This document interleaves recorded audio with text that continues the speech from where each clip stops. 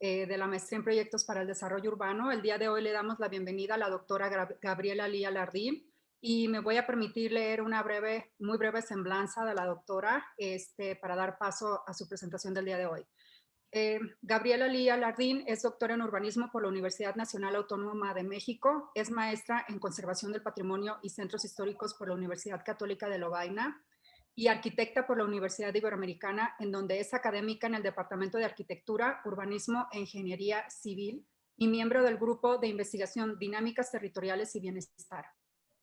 Recibió el premio INA 2015 en la categoría Premio Francisco de la Maza a la mejor tesis de doctorado y es autora de diversos textos sobre patrimonio urbano en publicaciones nacionales e internacionales.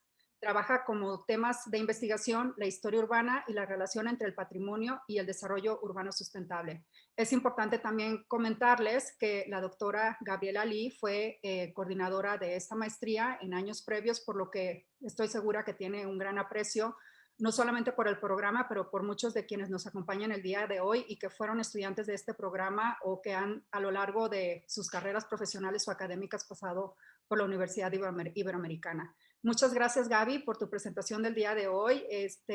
Pues bienvenida y bienvenidos todos. Adelante. Pues muy buenas tardes. Primero quiero dar las gracias, ¿no?, a la doctora Celida Gómez, al doctor Carlos Castillo y a todo el equipo de la Maestría en Proyectos para el Desarrollo Urbano por la invitación que me hicieron para presentar el día de hoy, pues uno de los temas que he venido trabajando ya desde hace varios años. Realmente pues me emociona mucho participar con ustedes el día de hoy y pues que nos acompañen tantas personas que estoy viendo la lista y pues como bien dices, Chely, muchos fueron nuestros estudiantes en el posgrado o en la licenciatura. Bueno, pues sin más, entonces les voy a compartir pantalla para iniciar la presentación.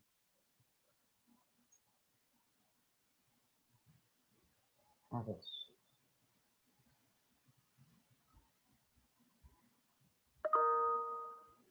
¿Ahí se ve bien?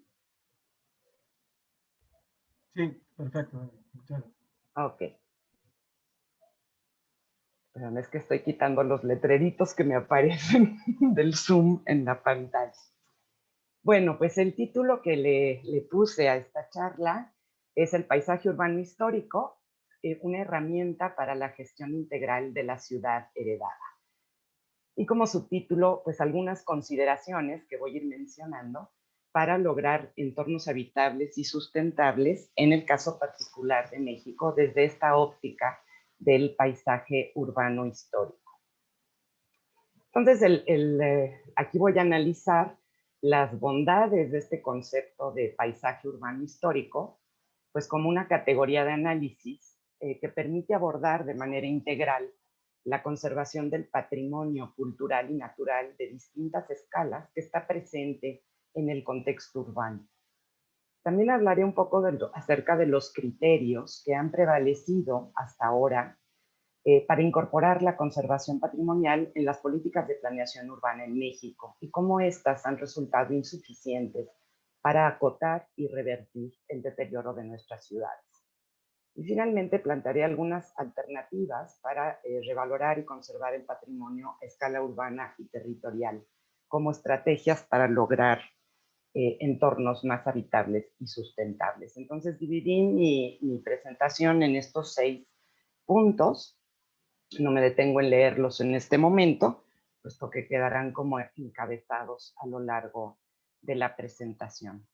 Entonces, inicio hablando sobre este tema de cómo ha evolucionado la idea de lo que entendemos como patrimonio cultural. En realidad, el universo de los elementos que tienen valor patrimonial se ha ampliado considerablemente, sobre todo en las últimas décadas. Y se combina un gran número de variables para tratar de responder a estas preguntas, ¿no? ¿Qué es el patrimonio? ¿Quién lo define? ¿De quién es? ¿Para quién es? ¿Y por qué deberíamos conservar? Lo que todas las definiciones de patrimonio comparten es que todas abordan el patrimonio desde estas 4 dimensiones que presento aquí. Una es la dimensión geográfica, es decir, la materialidad, ¿no? La dimensión física, digamos, que tienen las manifestaciones del quehacer humano. La segunda es una dimensión cultural que nos habla de la organización social que creó esas manifestaciones, que creó lo que llamamos patrimonio. La tercera es una dimensión simbólica que se refiere a los contenidos presentes en las obras materiales.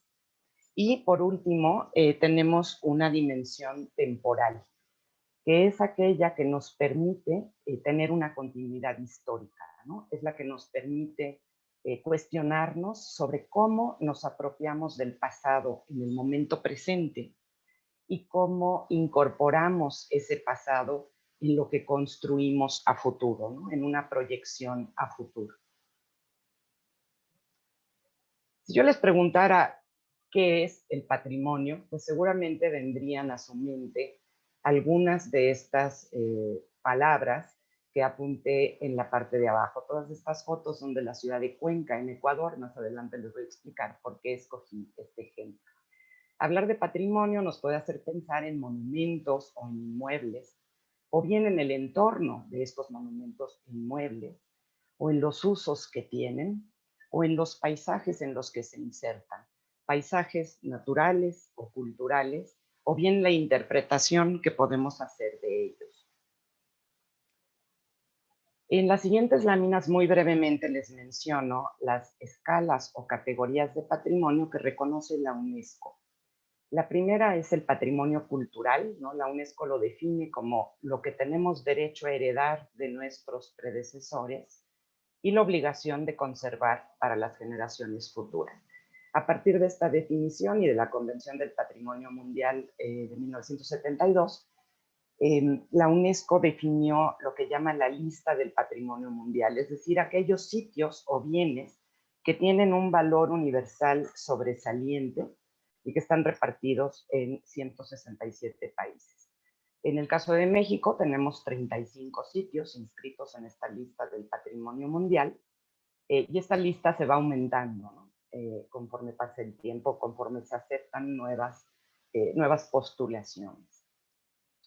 El patrimonio edificado sería la segunda categoría, pues básicamente se refiere a los monumentos, ¿no? Los inmuebles, conjuntos arquitectónicos y sitios en los que se insertan estos conjuntos. En el caso de México, nuestra legislación los divide en monumentos, divide el patrimonio edificado en monumentos arqueológicos, en monumentos históricos, que son todos aquellos vinculados a la historia de la nación desde el momento de la conquista hasta el año 1900, que es una división, por supuesto, arbitraria, pero que tiene consecuencias legales. Y un tercer grupo que son los monumentos artísticos, ¿no? Que aquí entrarían todos los edificios, ¿no? Que tengan un valor artístico relevante, producidos durante, bueno, iba a decir durante el siglo XX, más bien desde el año 1900. Y la ley, digamos, que rige este patrimonio es la Ley Federal sobre Monumentos y Zonas Arqueológicas, Artísticas e Históricas del año 72. Las tres siguientes categorías, como ustedes verán, van ampliando este universo de bienes con valor patrimonial. Se trata del patrimonio urbano, ¿no? que está conformado por los sitios históricos, las áreas patrimoniales o rutas culturales, junto con los monumentos históricos que contienen. Entonces aquí estamos hablando, digamos, de una escala que abarca el patrimonio arquitectónico o edificado y además su entorno, junto con los elementos culturales que le dan valor y significado a ese patrimonio urbano. La siguiente categoría es la del patrimonio inmaterial, ¿no? Cuyas manifestaciones principales pues son tradiciones, expresiones orales y artísticas, técnicas artesanales, conocimientos tradicionales, costumbres, festividades, etc.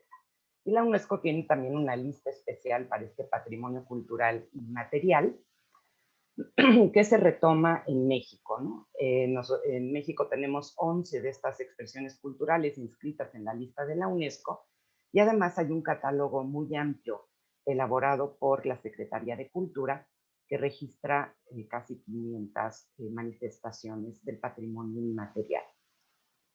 Algo importante es que estas manifestaciones del patrimonio inmaterial, pues a menudo están ligadas a sitios específicos, ¿no? Y entonces, aunque sea patrimonio inmaterial, de alguna manera está ligado a una manifestación material.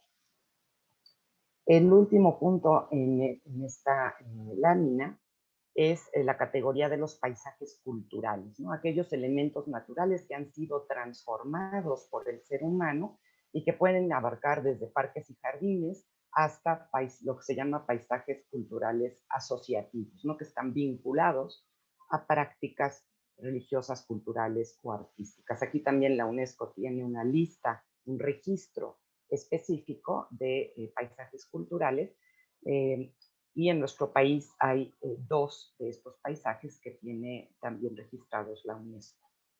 En realidad, en el tema de paisajes culturales, nuestra legislación no ha avanzado tanto como en otras categorías de patrimonio. Existen algunas declaratorias locales a nivel estatal y municipal de paisajes culturales y bioculturales. Entonces, esto nos lleva, bueno, ha llevado durante las últimas décadas no solo a una ampliación de lo que se considera patrimonio, sino también a un cambio de enfoque en el estudio de estos bienes. Hoy en día se considera que la aproximación al estudio del patrimonio debe ser interdisciplinar y abordar tanto la materialidad de ese patrimonio y el territorio en el que se ubica, como los procesos de construcción de memoria e identidad que implica. Las narrativas y la temporalidad, es decir, cómo evoluciona nuestra percepción de este patrimonio a lo largo del tiempo y las narrativas que produce. Cómo evolucionan también las políticas culturales, ¿no? Este es otro punto de vista desde el que se puede estudiar el patrimonio y, por supuesto, la percepción que tienen los distintos actores sociales sobre estos bienes patrimoniales. Es importante aclarar que en sus inicios la conservación patrimonial ponía el acento en el pasado y de manera secundaria en la interpretación o apropiación presente de ese pasado. Pero hoy, en realidad, prácticamente todos los textos recientes que hablan de conservación patrimonial explicitan que el patrimonio se vincula a procesos colectivos de construcción de identidad, que el patrimonio es un proceso, es algo que está en construcción y es dinámico, y no debemos verlo simplemente como un conjunto de objetos, es decir, como algo que estuviera estático, ¿no? Sino que es algo que va cambiando. Entonces, estas 5 categorías de patrimonio que les mencioné de manera muy breve, llevaron a una serie de discusiones en la UNESCO que se materializaron en el 2005 en un documento que se conoce como el Memorándum de Viena. Aquí lo que cobró importancia, digamos, fue la discusión del papel que juegan las ciudades históricas o ese legado del pasado, como yo lo llamo, porque se encuentra expuesto ese legado del pasado a muchas transformaciones, ¿no? Que amenazan su integridad y a veces su misma subsistencia. Se requiere una adaptación, digamos, a las necesidades de la sociedad contemporánea. Entonces, la ciudad histórica, digamos, se encuentra como en una encrucijada entre la conservación y la modernidad. Y seguramente quienes estudian urbanismo, quienes están inscritos en esta maestría o se dedican profesionalmente a ello, pues se dan cuenta de que existe un equilibrio muy difícil, ¿no? Para solucionar las necesidades de modernización y las necesidades de preservación de las ciudades históricas. Entonces se empezó a discutir en la UNESCO que la solución debería pasar por considerar a la ciudad y los paisajes como organismos vivos, ¿no? Que tienen como condición inherente la necesidad de admitir y manejar cambios y transformaciones. Entonces, se formularon esta serie de preguntas en torno a la idea de que las ciudades también son un paisaje que hay que proteger.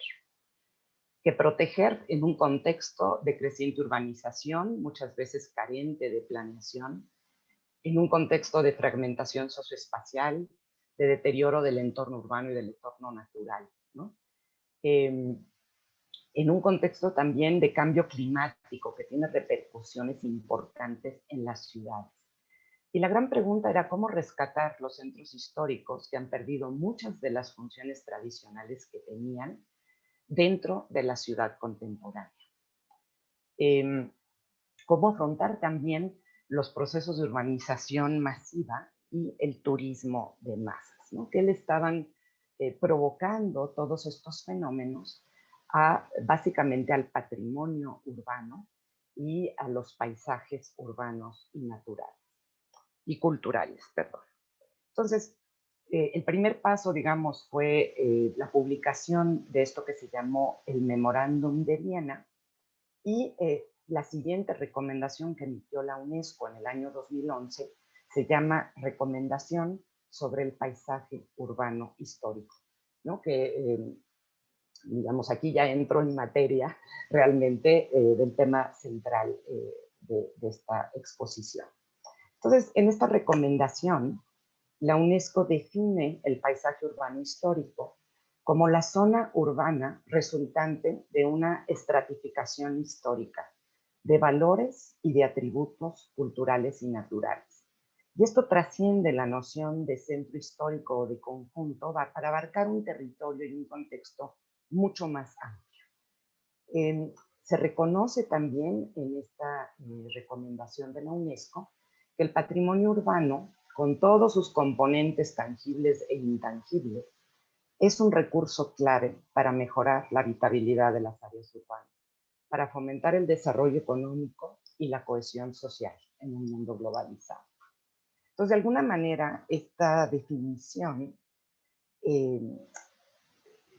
pues rebasa las nociones tradicionales de que el patrimonio es algo que no se debe tocar, que se debe conservar tal cual lo hemos heredado y que no se puede integrar a la ciudad contemporánea, ¿no? Es precisamente plantear las cosas desde el punto de vista opuesto. Entonces, el paisaje urbano histórico incluye como muchas capas de información sobre el territorio. Incluye el entorno geográfico, ¿no? Las características topográficas, hidrológicas, naturales, etc. El entorno construido, el histórico y también el contemporáneo. Entonces se puede aplicar esta noción o este enfoque incluso a las áreas de reciente construcción en nuestras ciudades. Incluye los elementos que forman la estructura urbana, ¿no? Desde infraestructuras, sistemas de espacios abiertos, patrones y trazas de organización espacial, relaciones visuales, etc. Incluye también las prácticas y valores sociales y culturales, es decir, el uso que hacemos como sociedad del espacio urbano. Y finalmente, incluye también en su definición los procesos y las actividades económicas que se llevan a cabo en las ciudades, así como las dimensiones intangibles del patrimonio, es decir, el patrimonio inmaterial y los espacios asociados en los que éste se manifiesta.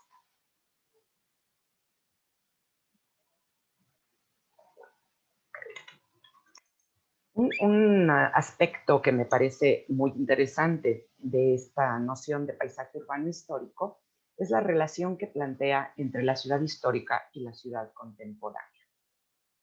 Básicamente, reconoce que las intervenciones contemporáneas se deben integrar de manera armónica con el patrimonio en un entorno histórico, teniendo en cuenta las particularidades locales y regionales. Entonces, se debe pensar entonces, nos propone la UNESCO, que la conservación de los entornos históricos se deben entender se debe entender, perdón, como gestión del cambio, para definir límites aceptables para su transformación y criterios para la incorporación de obras contemporáneas, de manera que se permita nuevamente la construcción de una continuidad histórica. Y yo creo que esta es una tarea que tenemos muy pendiente en nuestro país. Yo aquí escogí un par de ejemplos que me parecen relevantes de inserción de arquitectura contemporánea en entornos históricos, ¿no? Un proyecto de Rafael Moneo en Murcia y un proyecto de Norman Foster en la ciudad de Nîmes, en Francia, ¿no? Que de alguna manera ambos establecen ese diálogo con un entorno pues histórico, catalogado y protegido como patrimonio de la humanidad. Y, esto implica entonces un cambio de enfoque también en la manera como percibimos y entendemos el patrimonio. El patrimonio finalmente es un sistema complejo, al igual que las ciudades en las que está inserta. Entonces, los valores y significados que están asociados al patrimonio, al paisaje urbano histórico, lo definen como algo vivo, ¿no? Que está en permanente transformación. Y la autenticidad y la integridad del paisaje urbano histórico se deben definir a partir de la percepción de los habitantes y no solo de los expertos en conservación patrimonial. Y esto cambia por completo las reglas del juego de cómo hemos abordado la conservación del patrimonio desde que la disciplina existe. La ciudad tiene muchos niveles de significado, ¿no? Y muchos niveles, digamos, de interpretación simbólica que no se limita únicamente a sus elementos arquitectónicos. Y algo muy importante también, que de alguna manera mencioné en la lámina, hace 2 láminas, es que el patrimonio debe ser un elemento para el desarrollo socioeconómico de las ciudades y crear sinergias con el desarrollo urbano. Es muy frecuente que desde el punto de vista del desarrollo urbano, el patrimonio se perciba como un obstáculo para ese desarrollo. Y aquí se plantean elementos o herramientas para incorporarlo o integrarlo al desarrollo urbano.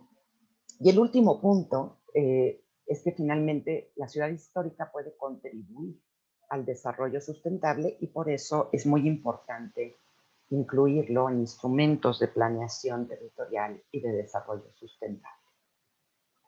En este último punto de la relación entre patrimonio y desarrollo sustentable, recogí aquí algunos artículos de esta recomendación sobre el paisaje urbano histórico, en las que se habla de la importancia de conservar la diversidad social y funcional dentro de las ciudades, de integrar nuevas funciones como los servicios o el turismo, pero que desde la perspectiva del enfoque del paisaje urbano histórico pueden contribuir a un desarrollo económico, a una diversidad socioeconómica y a la posibilidad de mantener la función residencial dentro de todos los sectores de la ciudad, ¿no? Sobre todo aquellos que tienen un valor histórico.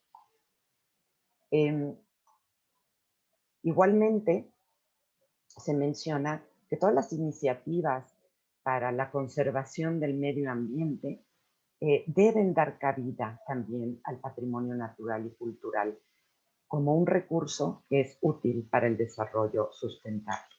De hecho, muchos de los documentos internacionales que hablan de ciudades sustentables, como la nueva Agenda Urbana de Hábitat 3, o bien otros documentos del ICOMOS, como la Declaración de París sobre el patrimonio como motor del desarrollo, realmente ponen el énfasis en este tema de que la cultura y por lo tanto el patrimonio es uno de los pilares del desarrollo sustentable, además de los aspectos medioambientales, sociales y económicos, ¿no? Porque esto se relaciona directamente con el bienestar de las personas y con la habitabilidad del territorio.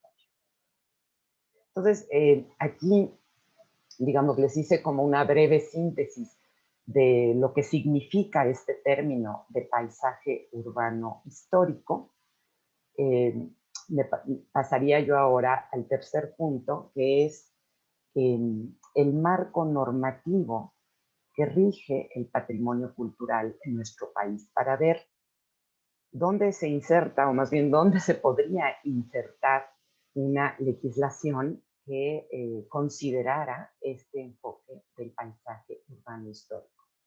Del lado izquierdo de la diapositiva ven ustedes las escalas o categorías del patrimonio que les mencioné anteriormente, y en rojo señalé aquellas que me parecen más vulnerables en nuestro país, ¿no? Que son el patrimonio urbano, los paisajes culturales y el paisaje urbano histórico. Del lado derecho se mencionan las instituciones que son responsables de la conservación de cada una de estas categorías.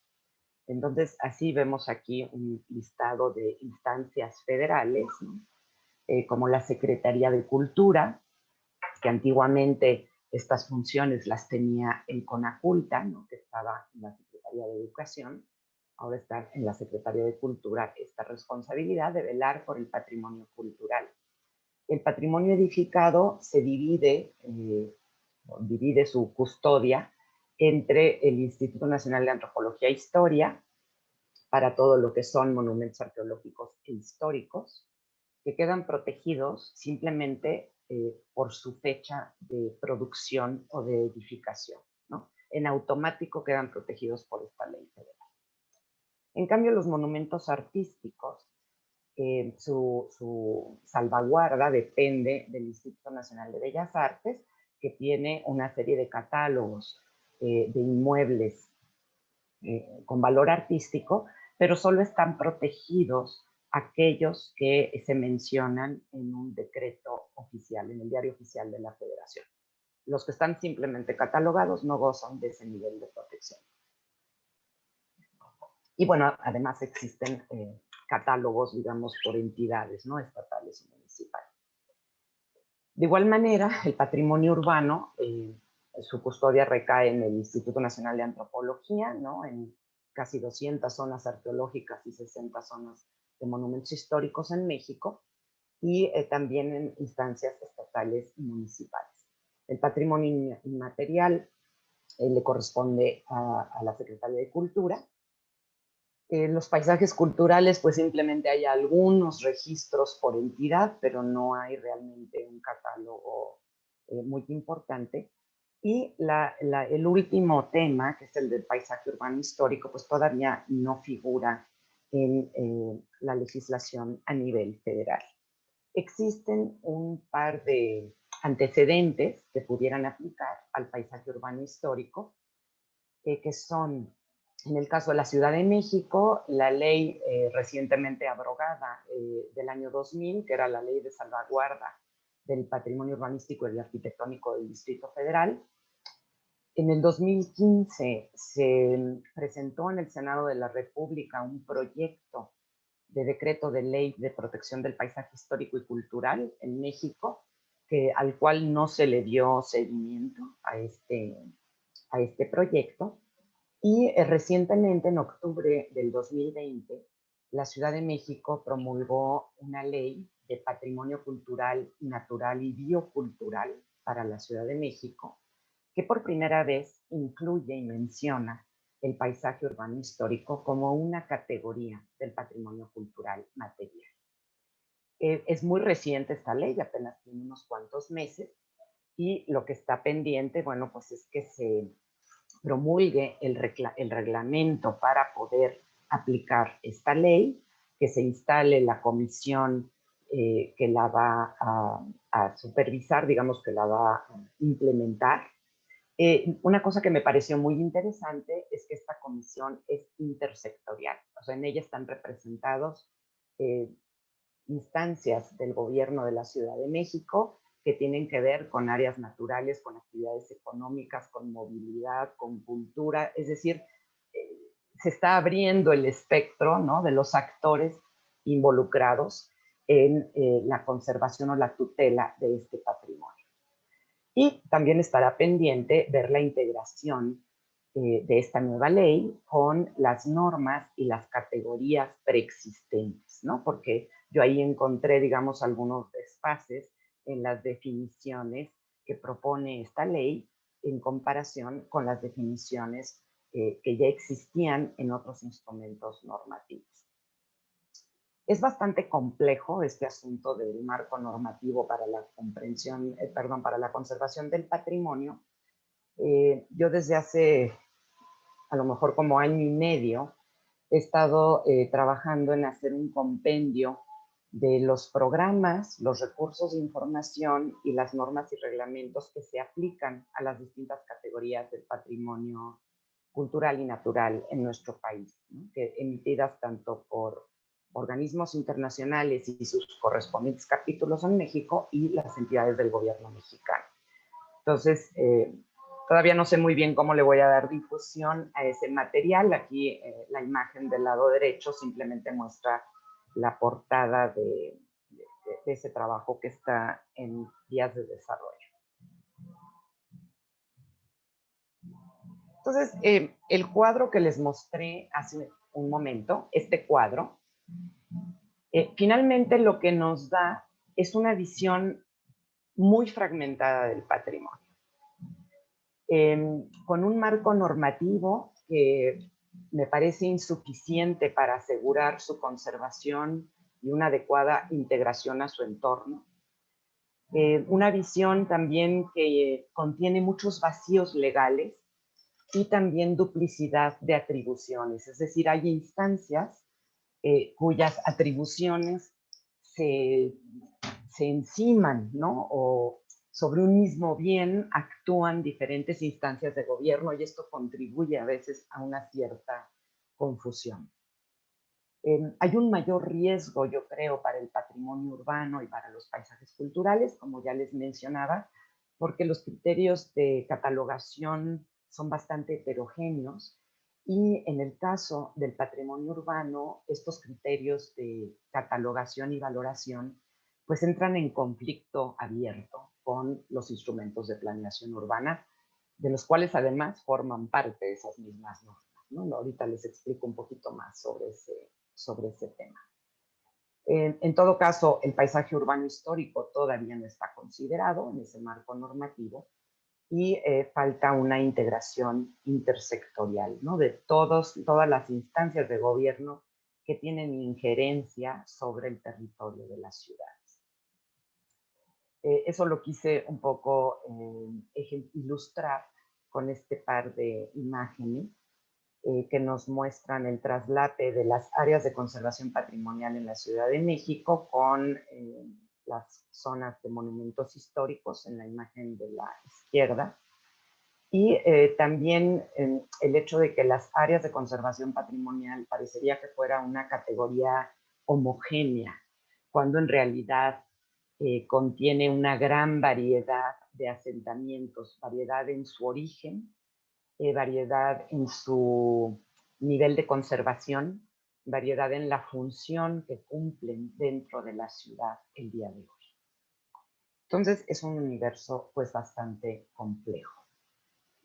El cuarto punto del que quería mencionar aquí en la plática es las implicaciones que tiene este nuevo enfoque del paisaje urbano histórico en materia de planeación urbana.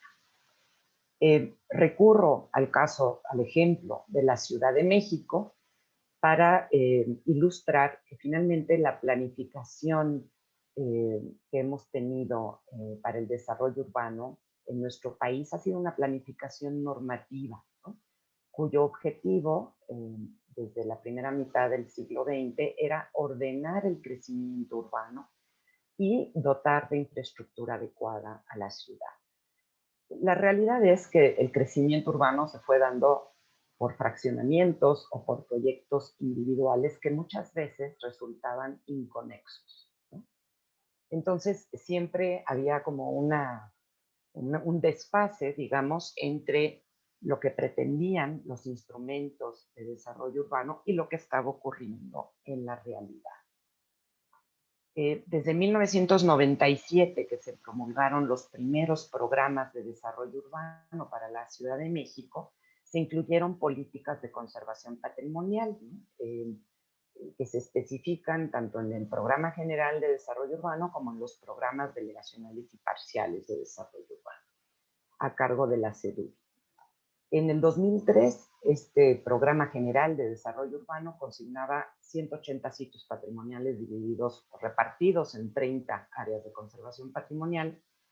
Para el año 2010, estos programas de desarrollo urbano consignaban ya un total de 162 áreas de conservación patrimonial. Ahora, aunque están presentes esos instrumentos, en realidad, en mi opinión, la conservación patrimonial se ha tratado de manera como paralela a la planeación urbana, sin lograr una integración real y acusando una pérdida de áreas patrimoniales protegidas.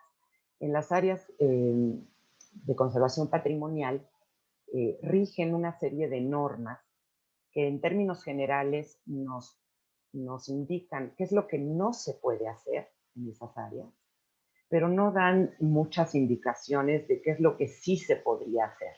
Entonces, el resultado es que los centros históricos y, en el caso de la Ciudad de México, las áreas de conservación patrimonial, pues de alguna manera se van quedando como congeladas en el tiempo, ¿no? Como disociadas de las dinámicas que ocurren fuera de esos polígonos. En estas dos imágenes les muestro un comparativo de cómo han evolucionado estas áreas de conservación patrimonial desde el 1997 hasta el año 2018. En el plano de la izquierda están, digamos, en la primera capa, las áreas más antiguas, las que corresponden a los programas de 1997 y a los programas delegacionales del 97 y los parciales hasta el año 2003. Y pueden ver que por abajo asoman unas líneas de un color café más oscuro, que son las áreas de conservación patrimonial del año 2018. Y en cambio, en el plano de la derecha están invertidas, ¿no? El orden de las capas en el mapa. Esto nos permite ver que en las últimas actualizaciones de los programas delegacionales y parciales de desarrollo urbano, en algunos casos se redujeron las áreas de conservación patrimonial y en otros casos se aumentaron. Pero el balance total es que se han perdido 5.3 kilómetros cuadrados, ¿no? En las actualizaciones más recientes de estos instrumentos de planeación urbana. Pues yo quisiera ver el enfoque en paisaje urbano histórico como una oportunidad. Revisando las propuestas más recientes de instrumentos de planeación urbana sustentable en México, me di cuenta que no incluyen de forma explícita al patrimonio cultural.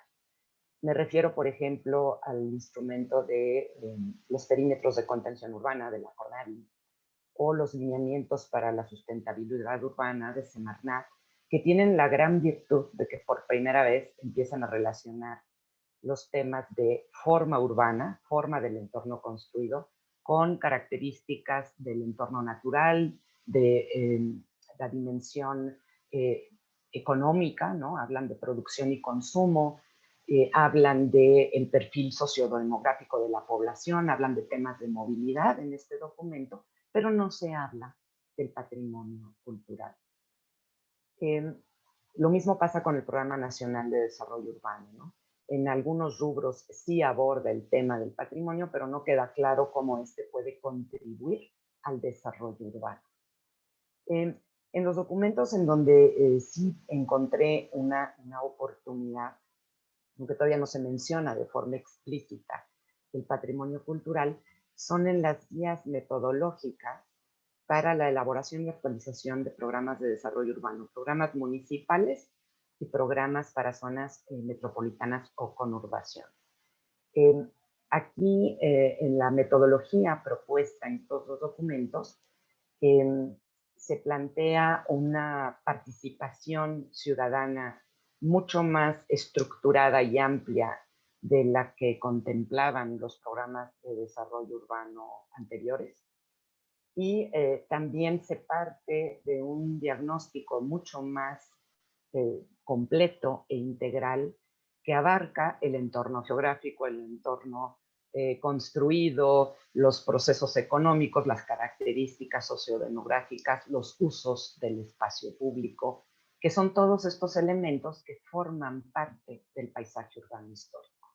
Entonces, aunque no se hable explícitamente de patrimonio cultural, creo que podía ser una vía para incluirlo de manera más clara.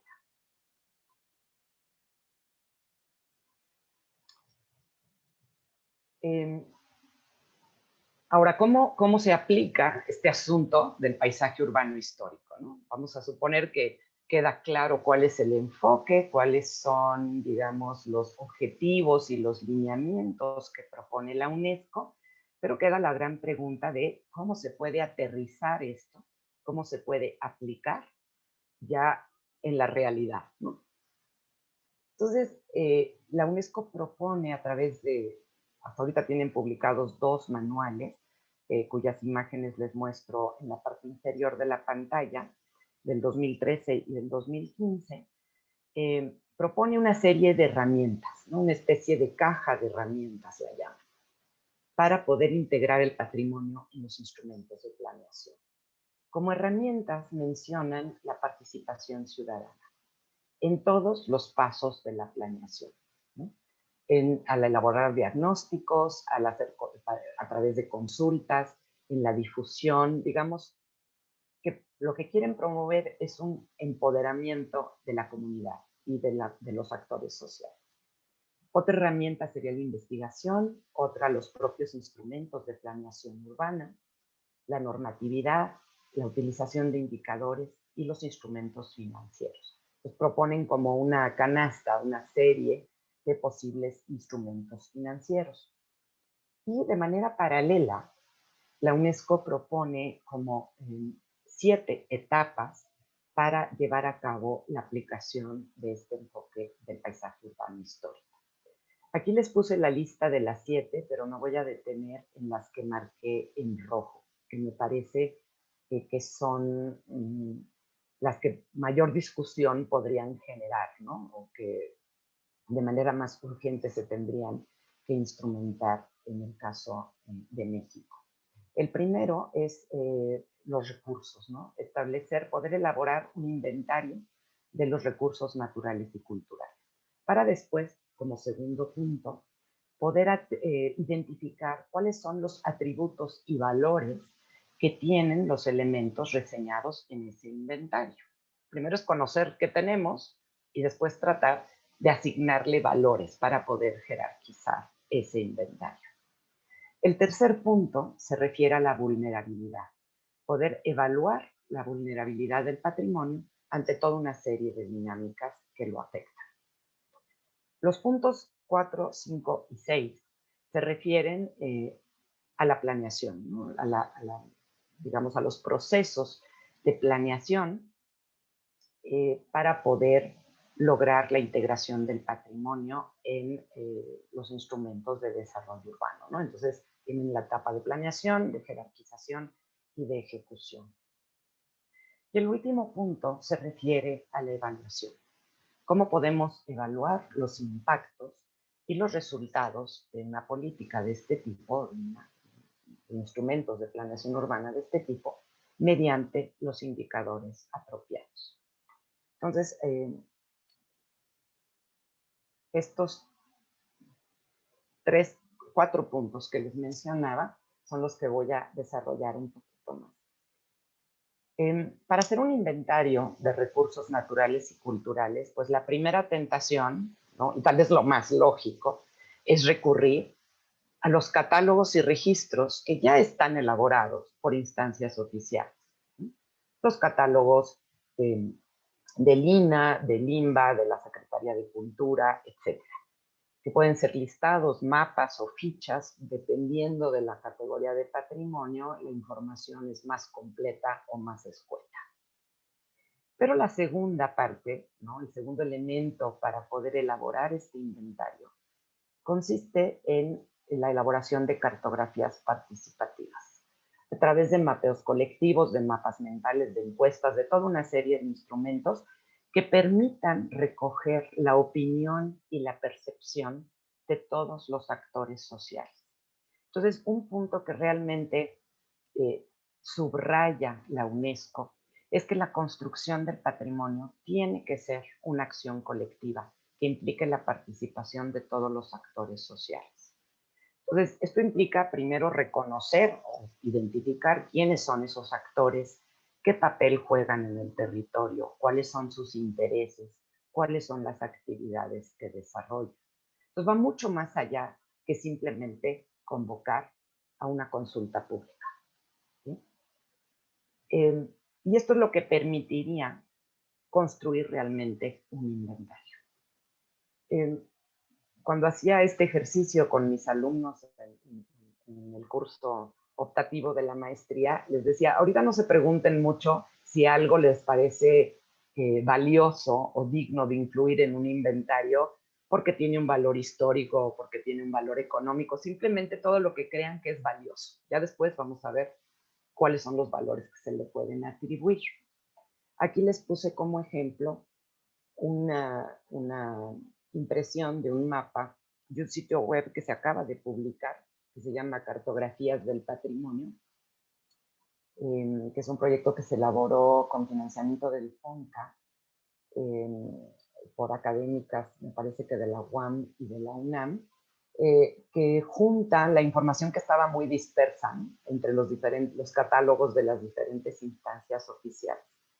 Y del lado derecho les puse un ejemplo de mapeos colaborativos, ¿no?, de mapas mentales realizados durante entrevistas a pobladores, donde se preguntaba o se les pedía a estas personas que identificaran gráficamente aquellos elementos de su entorno que les parecían relevantes, significativos, importantes, valiosos, ¿sí?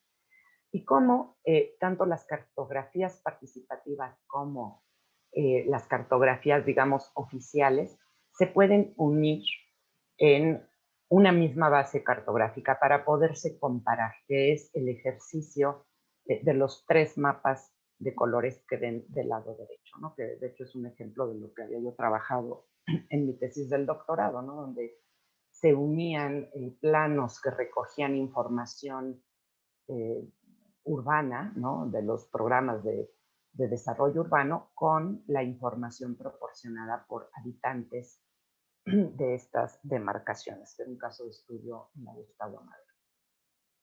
Entonces, de esta manera se puede tener un inventario mucho más rico y completo. A partir de este inventario, la idea es poder identificar los valores y atributos que tienen los elementos que se incluyeron en ese inventario. Y realmente aquí pues se pueden proponer muchas definiciones.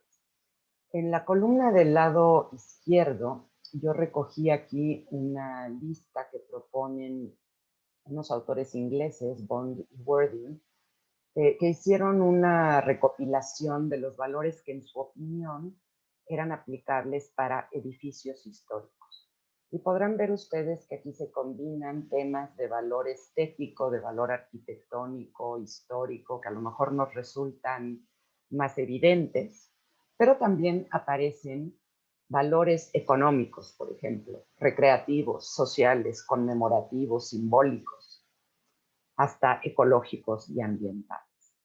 Entonces, creo que esta podría ser un punto de partida para añadir aquellos valores que pudieran aplicarse únicamente al entorno natural y otros valores que se aplicarían al entorno urbano.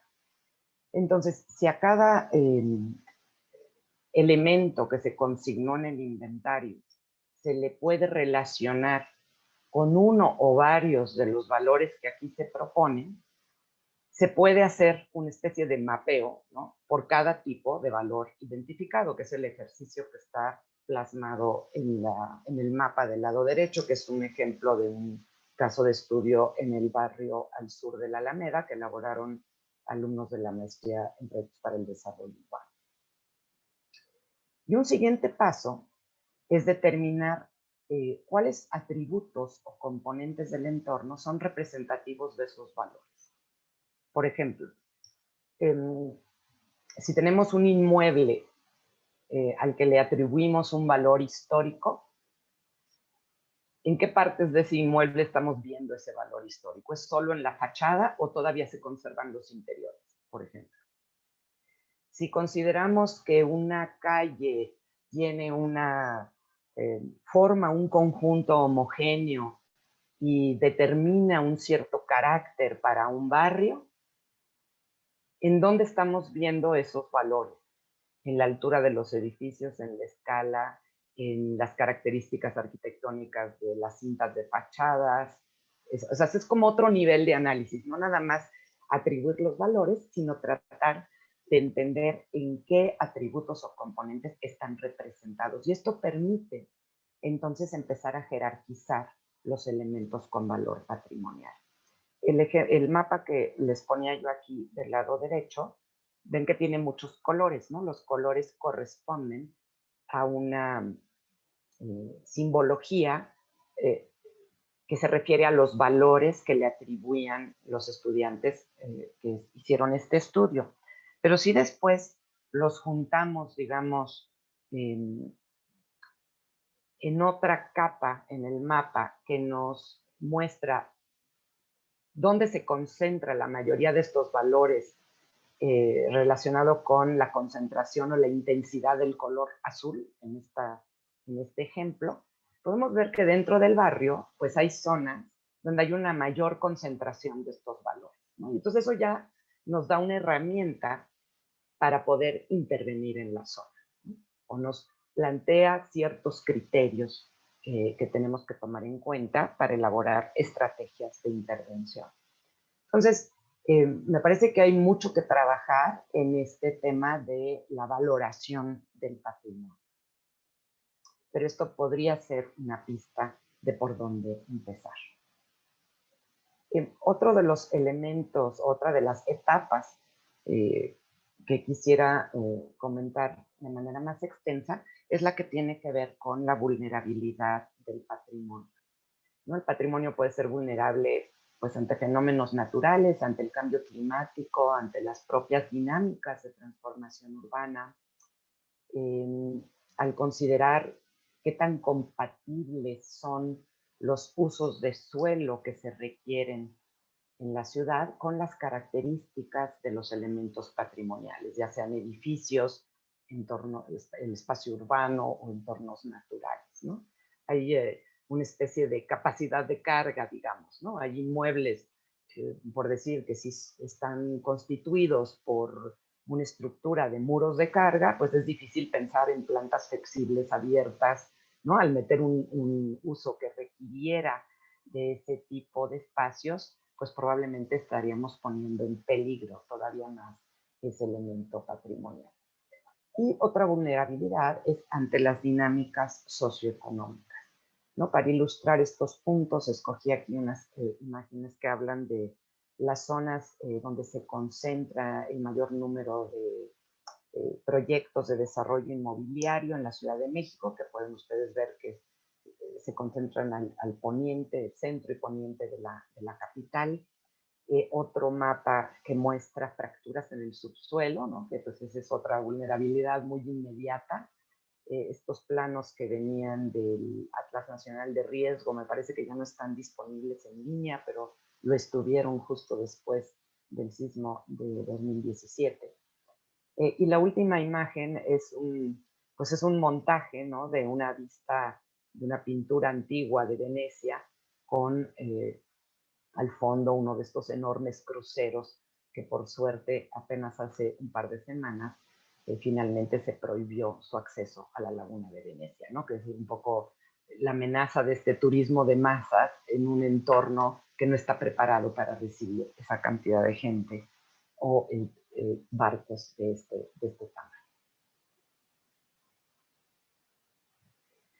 Y el último punto de estas etapas que propone la UNESCO para aplicar el enfoque del paisaje urbano histórico tiene que ver con la construcción de indicadores y la evaluación de impactos. Entonces, además de los manuales que ya les mencioné que elaboró la UNESCO, hay muchos ejemplos de buenas prácticas, ¿no? De ciudades que ya han intentado aplicar este enfoque a instrumentos de planeación urbana, porque me parece que si bien el enfoque del PUH, ¿no? Del paisaje urbano histórico, queda bastante claro, las metodologías de aplicación creo que todavía están en proceso pues, de elaboración y prueba. Aquí les comparto 3 sitios web donde se pueden encontrar ejemplos de, a veces de ciudades completas, a veces nada más de centros históricos o de determinados sectores de algunas ciudades que han intentado aplicar esta metodología para sus propios instrumentos de desarrollo urbano, que entonces explican con bastante detalle no solo el proceso, sino el tipo de indicadores que han adoptado. De los que he podido revisar, me parece que uno de los más interesantes y más completos es el que se ha llevado a cabo en la ciudad de Cuenca, en el Ecuador, que se puede consultar en este libro, El paisaje urbano histórico, la aplicación de la recomendación del PUH en Cuenca, Ecuador, una nueva aproximación al patrimonio cultural y natural. Está disponible en línea si lo buscan por el título o por el nombre del autor, de la autora, perdón, Julia Pérez Rey, lo pueden descargar. Y ellos aquí, a partir de este trabajo de investigación, pues elaboraron de la mano con las autoridades municipales de la ciudad de Cuenca y con un programa muy amplio de participación ciudadana, programas de desarrollo urbano para cada sector de la ciudad.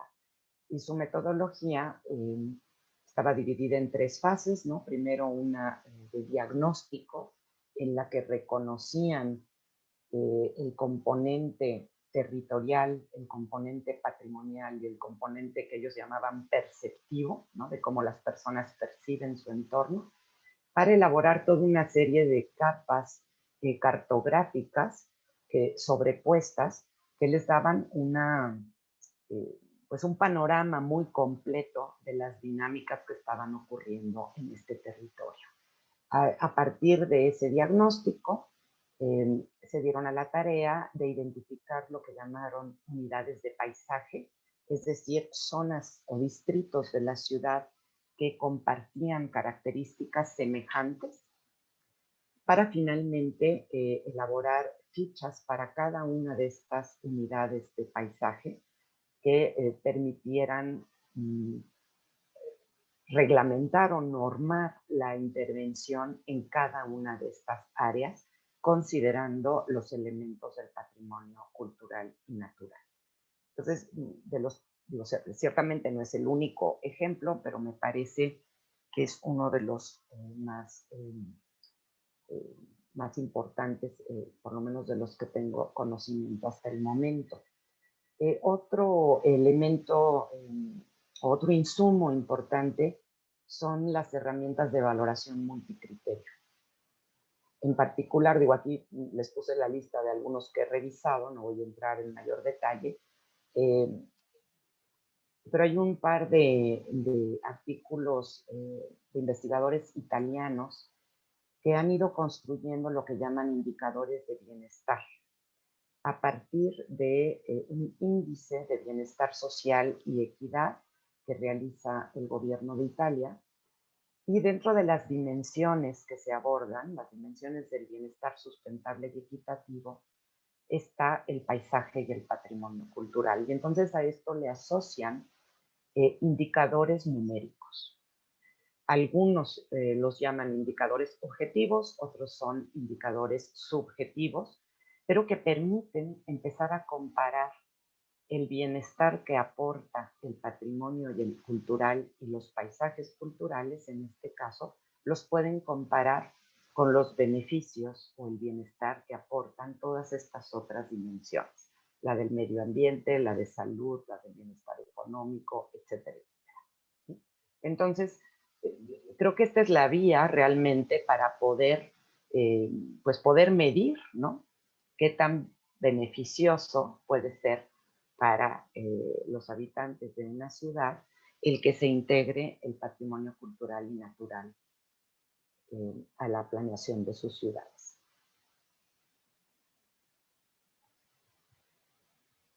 Finalmente, y esta es una sola lámina, ¿no? Me parece importante poder visualizar la relación que tiene el enfoque del paisaje urbano histórico con otras propuestas que se han formulado para lograr ciudades más habitables y sustentables. Quienes trabajan estos temas, pues conocen muy bien propuestas de diseño urbano, ¿no? Aquí recogí algunos textos que a mí me parecen muy significativos, ¿no? Como el de Cities for People, ¿no? El de Jan Gehl, propuestas de regeneración urbana, de movilidad sustentable, de sustentabilidad en general, incluso de promoción turística, de desarrollo social y económico, propuestas de urbanismo participativo, ¿no? Que todas ellas lo que pretenden finalmente es lograr mejores ciudades, con una escala humana donde se pueda promover la diversidad social, la diversidad económica, la diversidad de usos de suelo y que sean ciudades incluyentes.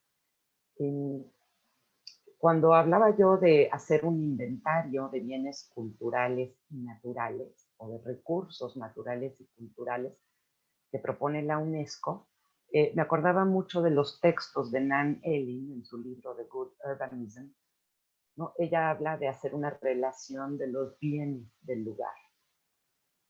Y finalmente estamos hablando de lo mismo, ¿no? Pero creo que en el caso de nuestro marco normativo, de nuestra legislación, pues está dejando pasar realmente una oportunidad para integrar el patrimonio como un motor del desarrollo sustentable, ¿no? Los temas todos estos temas que les mencioné del lado izquierdo e incluso el del patrimonio, se recogen en sistemas de certificación como el de Living Building Challenge, ¿no? Que hablan de la necesidad de que uno de los criterios para la certificación es reconocer o calificar de alguna manera la belleza del entorno, ¿no? Aquello que nos habla de nuestra cultura, de nuestra identidad, de quiénes somos y de dónde venimos.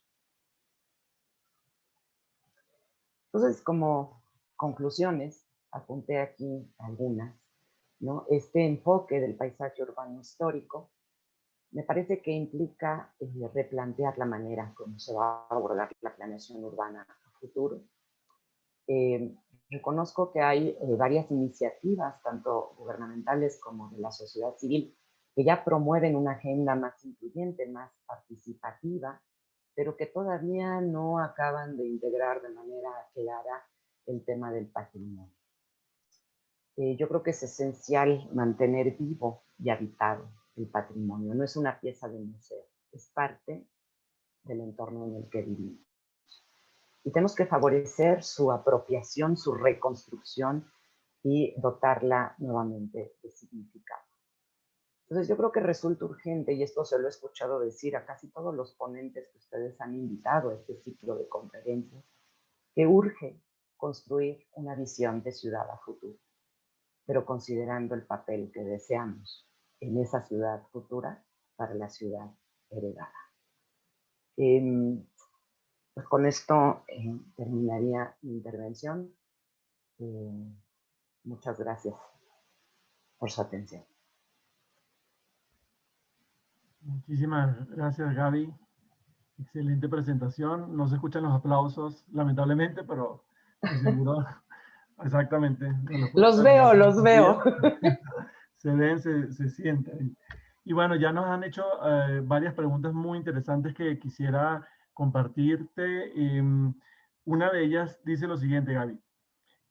¿Cómo proceder cuando no hay consenso en los estudios participativos que forman parte como de estos procesos de rescate, de regeneración? Si nos pudieras compartir tu punto de vista. Sí, bueno, yo de verdad yo creo que esa es la parte más difícil, ¿no? La parte más espinosa, porque tenemos que aprender a construir consensos. Evidentemente, ¿se acuerdan cuando les mencionaba los distintos actores sociales que cada uno pues va a tener sus propios intereses, ¿no? Y va a desarrollar distintas actividades y juega un papel distinto dentro de la comunidad. A mí lo que me parece enriquecedor es que por lo menos podamos empezar a abrir la conversación y no que las decisiones vengan de arriba hacia abajo, ¿no? Como tradicionalmente ha sido.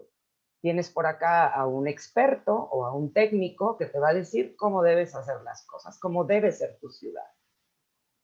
Y finalmente yo creo que el solo hecho de pensar en abrir esa conversación a todos los actores involucrados ya sería un gran avance. Hay muchas propuestas dentro de las metodologías participativas para ir logrando la construcción de consensos. Yo no soy en particular experta en esa materia, pero recuerdo la presentación que hizo en este mismo espacio la doctora Luis David, ¿no? Cuando hablaba del trabajo que ella hace en ARU, es en Alianza para la Regeneración Urbana, donde finalmente a eso se dedica, ¿no? Las propuestas emanan de estos procesos participativos. Y evidentemente no se le podrá dar tal vez satisfacción a todo mundo, pero por lo menos que todos sean escuchados, porque a partir de eso es que se puede empezar a jerarquizar y a tomar decisiones. No sé si... Sí, muchísimas gracias, David. Aquí hay otra pregunta que dice, ¿cuál es el papel de los centros históricos como espacios públicos en tiempo de post-pandemia? En tiempos de post-pandemia. No sé si en algún momento van a recuperar el papel que tenían antes de la pandemia, pero fíjense que yo creo que uno de los grandes problemas de los centros históricos de diferentes tamaños, incluso dentro de la Ciudad de México tenemos muchos, ¿no? El gran centro histórico, pero luego pues todos los antiguos poblados que existían de manera independiente en la ciudad y que hoy forman parte de la metrópolis. Fueron perdiendo su función tradicional y creo que en gran medida porque fueron perdiendo población, ¿no? Yo creo que uno de los grandes retos es poder fomentar nuevamente una función residencial dentro de las áreas históricas, porque durante mucho tiempo la tendencia fue un poco convertirlos como en museos al aire libre, digamos, ¿no? Podemos ver casos en ciudades como Venecia o como Brujas. Hay otros que se han mantenido como centros económicos muy importantes, pero también esa actividad de alguna manera ha ido desplazando a la población. O tenemos otros ejemplos donde hay una función residencial, pero de residencia a corto plazo, ¿no? Llámense plataformas de renta por una semana, por un mes, en lugar de tener una posibilidad de mantener una población estable. Y yo creo que si se pierde esa población residente a largo plazo, irremediablemente se cambian las dinámicas de uso de los centros históricos. Y creo que eso también ha sido en parte resultado eh, de estas políticas a lo largo de mucho tiempo de considerar lo patrimonial como algo intocable. Y entonces se ha mantenido al margen de todas las otras dinámicas que han transformado el resto de nuestra ciudad. No sé específicamente en relación a la pospandemia que vaya a pasar, la verdad. No lo había pensado en esos términos, pero me lo llevo de tarea. Y sí, y justamente hablando un poco del centro histórico como tal, había otra pregunta que decía si existía alguna política que se aplicara para la reutilización de los inmuebles históricos que estaban abandonados o están intestados o están en desuso. O sea, si hubiera ya como algo muy puntual en ese sentido. Creo que ahí depende mucho de la situación particular de cada predio, ¿no? Muchas veces se han frenado procesos de transformación, digamos, porque su propio planteamiento atentaba contra la conservación material de un inmueble, ¿no? O no estaban adaptadas esas propuestas a lo que un inmueble o un sitio permitía. Evidentemente hay todo un equipo técnico, tanto en el INA como en el INBA, como en CEDUBI, ¿no? Que son quienes pueden otorgar o conducir o guiar los procesos de transformación de estos inmuebles. Yo creo que ahí habría que verlo caso por caso, porque así como se tienen ejemplos de edificaciones que están en un proceso de deterioro terrible, ¿no? Estoy pensando, por ejemplo, en el caso, en una de las últimas veces que fui al centro antes de la pandemia, tuve oportunidad de ver en qué estado se encuentra, por ejemplo, el antiguo convento de Jesús María, ¿no? Y quieres llorar, ¿no? De lo mal que está y de lo deteriorado que está, pero tenemos también muchos otros casos de intervenciones exitosas que han permitido darle una nueva vida a toda una serie de inmuebles con valor patrimonial. Fíjense que hablando del centro histórico, creo que, por ejemplo, en algunas intervenciones de proyectos urbanos, de regeneración urbana, tal vez no se han incluido actividades económicas que se reconocen como, se reconocían como valiosas, y eso ha implicado el desplazamiento de esas actividades o su salida de los corredores que antiguamente ocupaban. Me refiero, por ejemplo, al caso de la calle de Madero, pero no es el único, ¿no? Que a partir del proyecto de regeneración de toda la calle y su peatonalización, pues se perdieron muchísimos negocios que eran emblemáticos, que eran típicos, que eran tradicionales del centro histórico, que simplemente no pudieron resistir eh, el incremento de las rentas, ¿no? Algunos tuvieron la posibilidad de encontrar otro espacio a unas cuantas cuadras de distancia, pero otros se perdieron, y hoy el paisaje que vemos al recorrer la calle de Madero pues son una serie de franquicias de negocios internacionales. No tengo nada contra ellos, pero me pregunto si no hubiera sido interesante recuperar como elementos con valor patrimonial determinadas actividades económicas, ¿no? Por ejemplo. Súper interesante, Gaby. Y te quería comentar esta otra pregunta que dice, ¿qué mecanismos de financiamiento, ya sean nacionales o internacionales, existen para integrar los costos derivados a la protección del patrimonio? Justamente considerando los criterios que tú ya nos has compartido.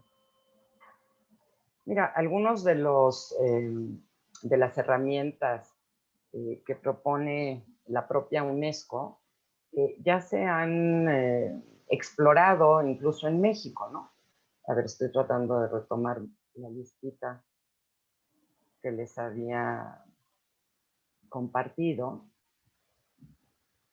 que hablan, por ejemplo, de exenciones fiscales, ¿no? Beneficios fiscales, esquemas de cooperación de asociaciones público-privadas. O sea, hay que como abrir la mente y tratar de buscar en relación a los usos que pueden tener esos espacios en el futuro, cuáles serían las fuentes de financiamiento apropiadas. Evidentemente, puede haber recursos públicos destinados o etiquetados al rescate, etiquetados para el rescate de determinados sitios o inmuebles, pero no para todo lo que se pueda considerar que tiene un valor, ¿no? Entendido desde el enfoque del paisaje urbano histórico. Simplemente no habría dinero que alcanzara. Entonces yo creo que dentro de las propuestas de transformación de los entornos patrimoniales, se tiene que considerar esta variable financiera, ¿no? Para poder recurrir a un número cada vez mayor de fuentes de financiamiento. Muchas gracias, Gaby. Y hay otra pregunta un poquito más referida al tema demográfico, sobre el tema de las investigaciones actuales. Por ejemplo, ¿cómo consideran o contemplan la variable población en este tipo de análisis? O sea, aquí mencionaron un poco como la densidad de uso de algún espacio, la población residente, población flotante. O sea, ¿hay algún manejo particular de esa variable del número de personas que está residiendo, visitando, usando ese tipo de patrimonios de casualidad? No conozco ejemplos concretos que te digan tiene que haber un tal porcentaje, ¿no?, de población residente, pero creo que revisando casos concretos se podrían sacar algunas conclusiones. Te pongo un ejemplo, y nuevamente haciendo referencia a lo que mencionaba de las plataformas de renta, de hospedaje con plazos cortos, ¿no? Llámense Airbnb o cualquiera otra de estas. Recuerdo un artículo que leí hace poco sobre cómo cambiaron las políticas al respecto, por ejemplo, en la ciudad de Berlín, ¿no? Y se retomó en otras ciudades alemanas, donde resultaba que había ciudadanos interesados y con la capacidad económica para rentar una vivienda en un área demandada, vamos a poner en el centro de la ciudad, pero no podían encontrar una vivienda para rentar porque todo estaba en renta a corto plazo, ¿no? Y entonces las autoridades municipales empezaron a reglamentar, ¿no?, el uso de estas plataformas, porque había edificios enteros que ya funcionaban como hotel por pedacitos, ¿no?, donde ya no tenías ni una sola familia que vivía de tiempo completo, y eso acaba teniendo un impacto también en el cuidado del entorno, porque si algo no es tuyo, pues estás ahí por una semana, la verdad es que tú te vas y no te importa mucho qué puede pasar después, ¿no? Y entonces empezaron a poner reglas mucho más estrictas, primero para fiscalizar estas plataformas, pero también para asegurar que hubiera un mercado de vivienda en renta accesible para sus propios ciudadanos y no solamente para visitantes externos. Entonces, yo creo que al respecto se tienen que hacer todavía muchos de estos estudios para poder elaborar indicadores que nos sean útiles, ¿no?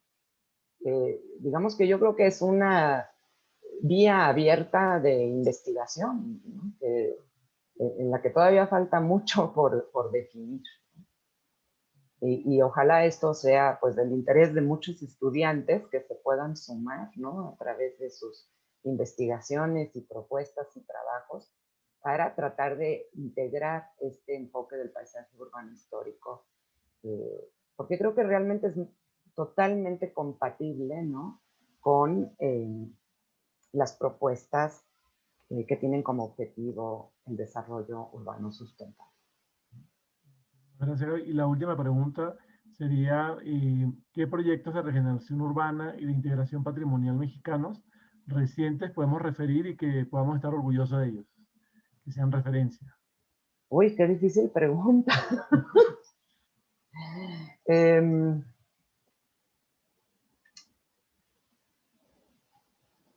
Mira, yo creo que hay muchos proyectos de regeneración, unos más exitosos que otros, pero que yo sepa, ahorita todavía no hay ninguno que aborde la cuestión desde este enfoque que les platiqué el día de hoy, ¿no?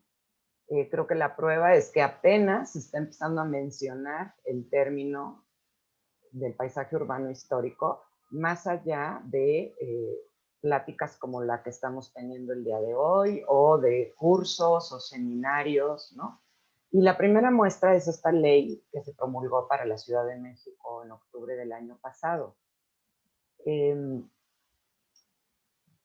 proyectos de regeneración que aborden así de una manera integral y que tengan todo este nivel de participación social, a lo mejor me atrevería a pensar en los que ha estado promoviendo la ARI, ¿no?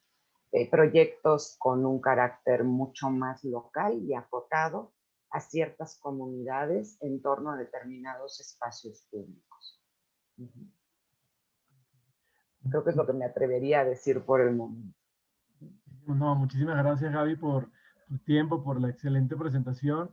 Y bueno, quería comentarles que la doctora Lee me pidió compartir luego con ella el chat. Entonces, todos estos comentarios que incluyen felicitaciones, obviamente, Gaby, van a ser vistos por ella y cualquier cosa, pues, si hay alguna duda que quedó en el tintero, pues ella va a tener la oportunidad de verlo. Si quisieran igual ahí colocar su correo electrónico para que ella les conteste por esa vía, pues estaría también muy bien. Y le doy la palabra ahora a la doctora Célida Gómez para que nos ayude a cerrar el evento. Bueno, antes que nada, muchísimas gracias, Gaby, por esta muy interesante ponencia del día de hoy que tuvo como título El paisaje urbano histórico, una herramienta para la gestión integral de la ciudad heredada. Algunas consideraciones para lograr entornos habitables y sustentables en México. Sin duda, muy interesante. Y bueno, de parte de quienes estamos en la maestría en proyectos para el desarrollo urbano y seguramente de todos quienes nos acompañan el día de hoy, te quiero dar las gracias no solamente por tu tiempo, por compartir también tu conocimiento y sobre todo por ser parte fundamental de nuestro trabajo en la Ibero. Muchas gracias. No, muchas gracias a todos ustedes. Y gracias a todos y todas que nos acompañan. Desafortunadamente es la última conferencia que tenemos para este semestre, pero seguramente estaremos recabando por ahí algunas, seguramente, no sé, preguntándoles a algunos de ustedes qué les interesaría que estemos mostrándoles, ya sea en otoño o posiblemente en verano, si nos es posible, para que, bueno, se mantengan en contacto a través de nuestras redes. Estamos en Facebook y a todos los que se inscribieron les vamos a hacer llegar también el vínculo de nuestro canal en YouTube, en donde van a tener acceso a esta charla para que la puedan ver de nuevo, de igual forma que podrán ver el resto de las pláticas que hemos tenido, no solamente pero también el semestre anterior. Entonces, muchas gracias a todos y todas y bueno, que tengan una excelente tarde. Gracias. Muchas gracias, hasta luego.